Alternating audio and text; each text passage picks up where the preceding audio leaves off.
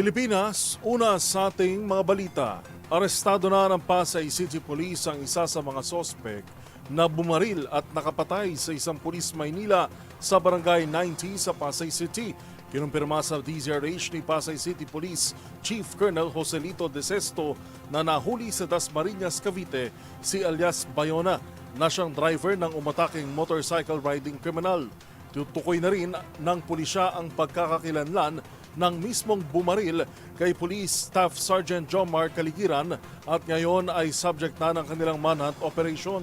Sinabi naman ni Colonel De Sesto, robbery ang motibo sa krimen matapos tangkain ng mga kawatan na hablutin ang suot na gintong kwintas ng biktima. Pero nang pumalag ay doon na nila pinagbabaril ang pulis. Posibleng ang dalawa rin ang namaril at nagnakaw sa kwintas at cellphone ng isang intel officer ng PNP Highway Patrol Group sa Makati City dahil iisa lang umano ang modus ng mga suspect. Gabi nitong Sabado nang atakihin ng mga suspect ang pulis habang nakaupo siya sa kanyang motorsiklo.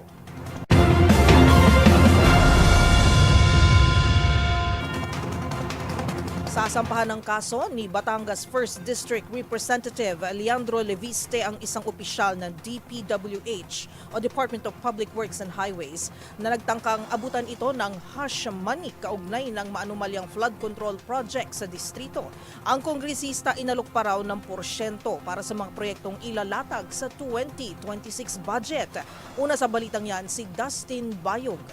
Kakasuhan ni Batangas 1st District Representative Leandro Leviste, ang isang district engineer ng Department of Public Works and Highways sa DPWH na naaresto sa tangka nitong panunuhol sa kongresista. Sa inilabas na pahayag ni Leviste, kinumpirma nitong kakasuhan ng engineer na si Abelardo Calalo sa opisina ng Batangas Provincial Prosecutor bukas o Agosto 26. Matatanda noong Biyernes na maaresto ang 51 anyos na engineer sa Taal, Batangas matapos alokan ng abo sa 3.1 milyong piso ang kongresista kapalit ang hindi pagsama nito sa investigasyon kaugnay sa mga peking proyekto at substandard na konstruksyon sa kanyang distrito. Nakumpiska sa kanya ang bag na puno ng bribe money at lista ng mga ongoing project ng DPWH na nagalok din ng malaking bahagi na 15 to 20% para sa mga proyektong popondohan ng 2026 budget. Samantala noong linggo ay patuloy ang inspeksyon ng kongresista sa mga nasirang flood control projects ng DPWH sa mga LGU at ilang barangay sa Batangas. Kabilang dito ang katatapos lamang ng proyekto sa Ilog ng Lian, Paliko, Binambang at Pansipit na nasira agad kahit na umabot ang 1 bilyon ang pondo nito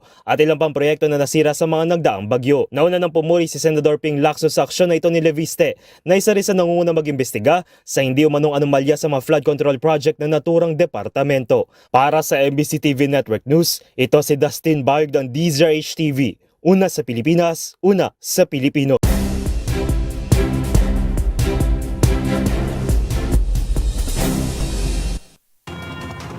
You can't give what you don't have. Ito ang pangmalakasang self-love mantra ng provincial government ng Ilocos Sur na pumukaw sa atensyon ng publiko. Nitong Biyernes kasi ay naganap ang kanilang Day of Rejuvenation para makapag-recharge naman din daw ang kanilang mga empleyado. Ang reaksyon dyan ng publiko alamin sa ulat ni Arnold Herrera. Self-love ba ang hanap mo? Alam mo ba na ang pinaka-aasam-asam nating pahinga ay mahanap lang pala di umano sa Ilocos Sur? Napasana all ang publiko. Makaraang mag-abiso ang provincial government ng Ilocos Sur ng tinatawag nitong Day of Rejuvenation na nakatakda sa araw ng Biyernes, swak na swak sa long holiday weekend. Layon umano ng munting inisyatibang ito na bigyang panahon ng kanilang mga empleyado na makapagpahinga, makapag-recharge at makapag-recalibrate para makapaghatid ng mas epektibong serbisyong publiko. Bagamat positibo itong tinanggap ng marami, kinwestiyon naman ng netizen na ito kung nagbago na raw ba ang kahulugan ng public service na pwedeng magpahinga kung kailan gustuhin. Sinigundahan ito ng netizen na si Froilan na dismayado sa Rejuve Day na gaganapin pa sa gitna ng mga isyu ng katiwalian at kapalpakan sa gobyerno. Pero sa panig ng netizen na si Paulo, giniit nitong sa panahon ngayon ay hindi na sapat ang serbisyong publiko at purong dedikasyon lamang para maitawid ang mga pangangailangan sa araw-araw. Aniya, kahit pa sila'y public officials, tao pa rin naman sila na kinakailangan din mag-unload paminsan-minsan. Pero pagtitiyak naman ng Provincial LGU na balik normal din agad ang kanilang operasyon sa susunod na linggo, isang araw matapos ang araw ng mga bayani. Samantala sa kaugnay na balita, Nagpatupad din kamakailan ng UST College of Accountancy ng tinatawag nitong wellness break. Tulad ng Day of Rejuvenation ng Ilocos Sur, layo nitong bigyan ng mental reset ang mga estudyante kung saan bibigyan sila ng 1 minuto kada 1 oras para huminto, huminga at panandali ang magpahinga. Batay sa inilabas na memorandum, 9 na beses itong gaganapin kada araw mula 8:30 ng umaga hanggang 4:30 ng hapon. Para sa Dazer HTV, ito si Arnold Herrera. Una sa Pilipinas, una sa Pilipino.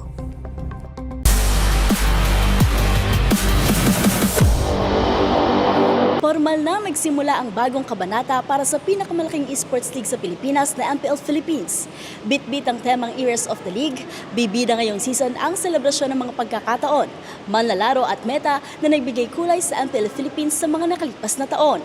Matindi ang bungad ng Smart Omega, Team Falcons Philippines at Onyx Philippines sa pagbubukas ng MPL Philippines Season 16 matapos ang kanilang kapanapanabik na tagumpay sa opening weekend na ginanap sa Greensun Hotel. Nauna ang Smart Omega sa pagkuha ng 2-1 victory kontra sa binagong lineup ng TNC Pro Team sa opening game noong Biyernes. Bumida ang nagbalik na jungler na si Dean Ryzen Sumagi na nagbuhat sa Omega sa isang 11-minute Game 1 win sa pamamagitan ng kanyang 7-0 KDA gamit ang Funny. Nakabawi ang TNC sa Game 2 matapos makuha ang lahat ng 3 turtles at magtala ng 2,000 gold na lamang. Sa Game 3, nagbalik ang Omega sa kanilang porma at sumandal sa mahusay na laro ni James Gloria gamit ang Povius upang isara ang laban. Masaya naman po ulit. Masaya po yung experience kasi po, ayun po, wala pong masyadong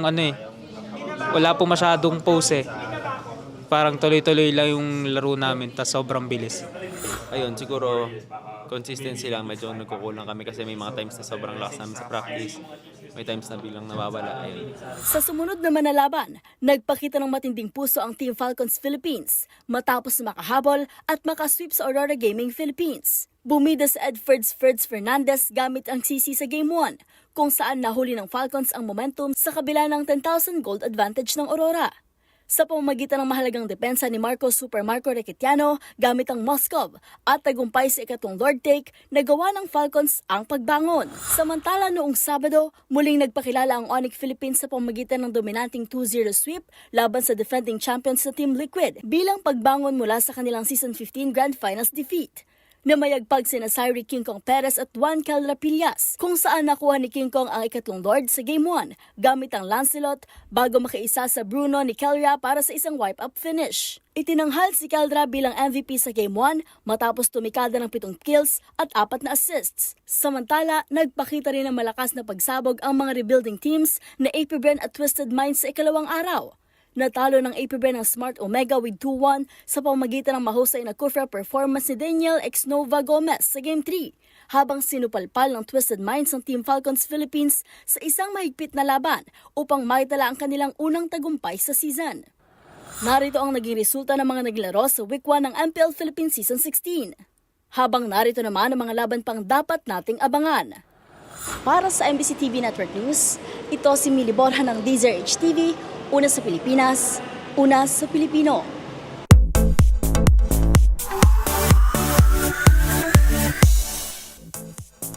Kinoranahan na kagabi ang bagong Miss Grand Philippines. Siyang 30-year-old Kapampangan beauty queen na si Emma Tiglao. Ang kanyang winning moment, balikan sa Showbiz Report na ito. Miss Grand Philippines 2025, Miss Grand Pampanga, Emma Mary Tiglao! Yan ang winning moment ng bagong Miss Grand Philippines na si Emma Tiglao. 28 kandidata ang tinalo ng Kapampangan Beauty Queen sa pageant na ginanap sa Mall of Asia Arena kagabi. Bukod sa pagiging beauty queen na minsan na rin nirepresenta ang Pilipinas sa Miss Intercontinental Pageant noong 2019, si Emma din ay isang TV presenter.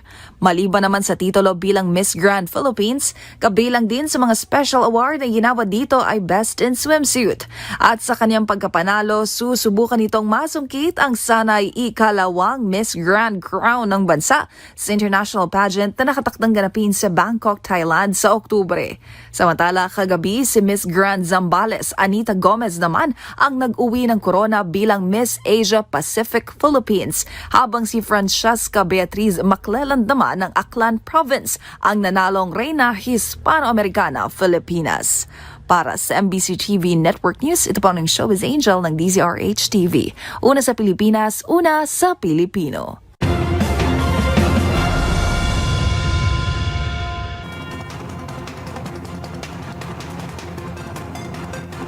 At yan po ang mga balitang aming nakalap ngayong National Heroes Day. Pagbati at pagunita sa kabayanihan ng ating mga bayani at syempre mga bayani ng bayan, lalo na ating mga OFWs. Ito po si Yuel Reyes. At ako naman po, si Karen Oyong. Magkita-kita tayong muli bukas, araw ng Martes, para sa mga balitang makabuluhan, mga kwentong makapangyarihan. Hatid ang boses ng Pilipino para sa Pilipino. Ito ang MBC TV Network News. Una sa Pilipinas, una sa Pilipino.